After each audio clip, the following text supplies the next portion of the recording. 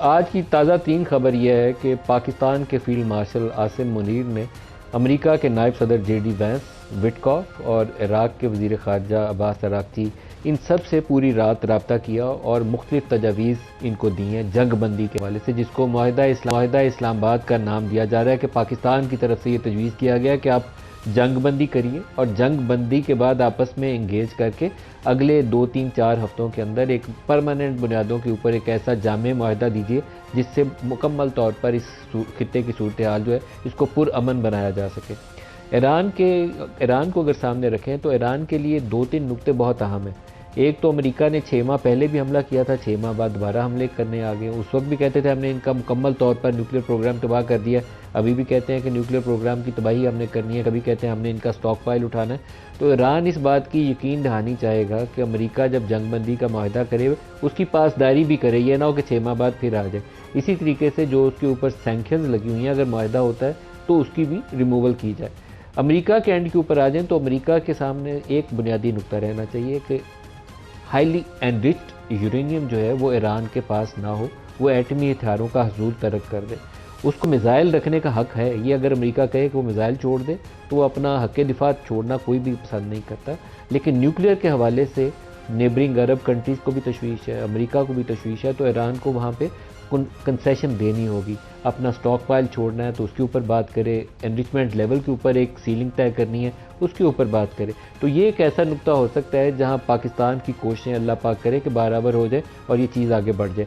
Trump صاحب جو ہیں وہ بہت ہی انپریڈکٹیبل آدمی ہیں، رات پاکستانی وقت کے مطابق 10 بجے انہوں نے ایڈریس کرنا ہے، تو بہت زیادہ اینٹیسپیشن ہے کہ وہ اپنے خطاب میں کیا کہیں گے۔ ابھی تک دونوں نے پوزیشن وہی لی ہوئی ہیں، وہ کہتے ہیں کہ اگر میری بات نہیں مانیں گے، ڈیل نہیں کریں گے تو میں تباہ کر دوں گا پورے ایران کو۔ جو سویلین انفراسٹرکچر ہے اس کو ہٹ کرنے کی دھمکی دے رہے ہیں، جو وار کرائمز کے زمرے میں آتا ہے، اس کو کسی بھی صورت میں دنیا کا کوئی بھی ملک کسی بھی صورت میں پسند نہیں کرتا۔ ایران کی طرف آ جائیں تو ایران کہتا ہے کہ کوئی پیشگی شرط عائد کریں گے تو معاہدہ نہیں کروں گا، ہرمز کو کھولوں گا نہیں، ہرمز کو میں خود ریگولیٹ کروں گا۔ تو یہ دونوں کی ابھی ٹف پوزیشنز ہیں، لیکن behind the scenes channels exist کرتے ہیں جو پاکستان کے ڈپٹی پرائم منسٹر یا وزیر خارجہ اسحاق ڈار اور ادھر سے فیلڈ مارشل عاصم منیر، یہ ان لوگوں کو انگیج کر کے ایک ایسی جگہ پر لانے کی کوشش کر رہے ہیں جو ایکسیپٹیبل ہو سب کے لیے۔ آپ یہ جو ایمرجنگ سچویشن ہے شجاع صاحب، آپ کیا دیکھتے ہیں کہ آج جنگ بندی کی طرف جایا جا سکتا ہے؟ اس وقت امریکہ اور ایران کے درمیان کوئی ایسی صورتحال پیدا ہو سکتی ہے کہ جنگ بندی ہو جائے اور خطہ دوبارہ امن کی طرف چلا جائے؟ ضرور ہو سکتی ہے اور ہونی چاہیے بھی، لیکن جس طرح آپ نے خود کہا کہ صدر ٹرمپ بہت انپریڈکٹیبل ہے اور وہ ایک کیوٹک سچویشن کریٹ کرتے ہیں۔ آپ نے دیکھا ہوگا کہ جب سے یہ جنگ شروع ہوئی ہے انہوں نے 8 دفعے کہا ہے کہ ہم جیت چکے ہیں، ہم فاتح ہیں، اور ریپیٹ کیا کہ ہم جیت چکے ہیں اور بس اب جنگ ختم ہونے والی ہے۔ اور 7 دفعہ انہوں نے ڈیڈ لائنز دی ہیں کہ بس یہ کریں نہیں تو میں بربادی کر دوں گا، ایران کی تمام بربادی کر دوں گا۔ اور یہ لیٹسٹ جو ہے یہ 7ویں ان کی ڈیڈ لائن ہے کہ اگر ٹیوزڈے تک نہ ہوا تو ایران کو میں بالکل برباد کر دوں گا۔ تاریخی اعتبار سے دیکھیں تو یہ ایک دفعہ پہلے بھی انہوں نے دھمکی دی تھی۔ 2023 کی ایک کتاب ہے نیو یارک ٹائمز کے رپورٹر نے جو لکھی تھی، جس میں وہ واقعہ بیان کرتا ہے کہ 2017 میں انہوں نے کم یونگ ایل کو بھی یہی تھریٹ دیا تھا کہ میں نیوکلیئر استعمال کروں گا، تمہارا پورا ملک برباد کر دوں۔ اور پھر جان کیلی نے جو چیف آف سٹاف تھے انہوں نے سب کو بلایا اور صدر ٹرمپ کو سمجھایا کہ ایسی دھمکی اب مت دیں۔ تو یہ ان کی پرانی عادت ہے۔ ایران نے ابھی تک جو بیان دیا ہے اس سے یہی ظاہر ہوتا ہے کہ وہ پاکستان کی جو تجویز ہے اس پہ پوری طرح سے آبادہ نہیں ہے، لیکن انہوں نے کہا کہ وہ اس پہ غور و فکر کریں گے اور جواب دیں گے۔ تو یہ ایک بڑی خوشائند بات ہے کہ ایک کم از کم ڈائیلاگ پاکستان نے شروع کروا دیا۔ جو شجاع صاحب امریکہ اس جنگ سے حاصل کیا کرنے آیا تھا، میں اس سے ابھی تک سمجھنے سے قاصر ہوں۔ 5 ہفتوں کے بعد امریکہ یہ مطالبہ کر رہا ہے کہ آپ ہرمز کھول دیں۔ 28 فروری سے پہلے اسٹریٹ آف ہرمز ویسے ہی کھلی تھی۔ کیا حاصل کریں گے سوائے اس کے کہ اسرائیل شاید بہت خوش ہو جائے؟ امریکہ کیا حاصل کر پائے گا؟ اسرائیل تو بہت کچھ حاصل کر چکا ہے اور کرے گا بھی، کیونکہ آپ نے نیوکلیئر توانائی کی بات کی، تو اس وقت پورے مڈل ایسٹ میں صرف ایک نیوکلیئر پاور ہے، وہ اسرائیل ہے، اور وہ امریکہ کی مدد سے اور یورپین ممالک کی مدد سے نیوکلیئر پاور بنا۔ تو ظاہر ہے کہ وہ نہیں چاہتا کہ کوئی اور ملک اس خطے میں نیوکلیئر ویپنز استعمال کرے یا پیدا کرے، یا کم از کم اس کے پاس یہ ٹیکنیکس ہوں جس سے وہ نیوکلیئر ویپنز استعمال کر سکے۔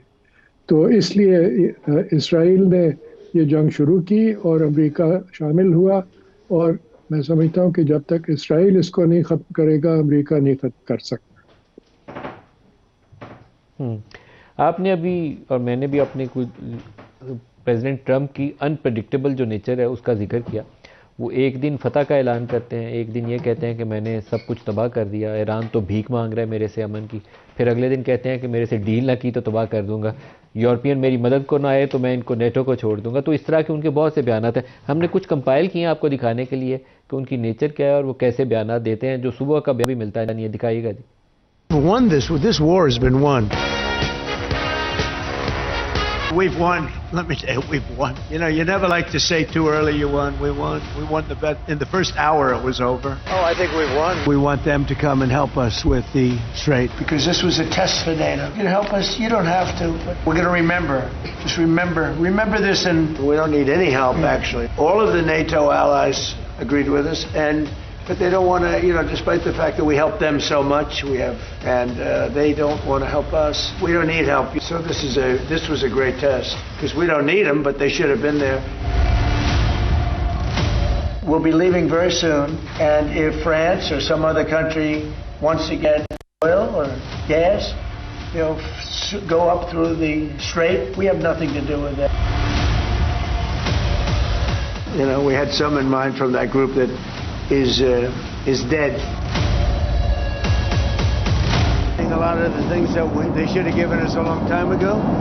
We'll see how it works out, but they're very good. They gave us a present, and the present arrived today. It was a very big present worth a tremendous amount of money, and I'm not going to tell you what that present is, but it was a very significant prize. They now have the chance, that is Iran, to permanently abandon their nuclear ambitions and to chart a new path forward. We'll see if they want to do it. If they don't, we're their worst nightmare. In the meantime, we'll just keep blowing them away. But I think a tremendous mistake was when NATO just wasn't there. And we would have always been there for them. But now, based on their actions, I guess we don't have to be, do we?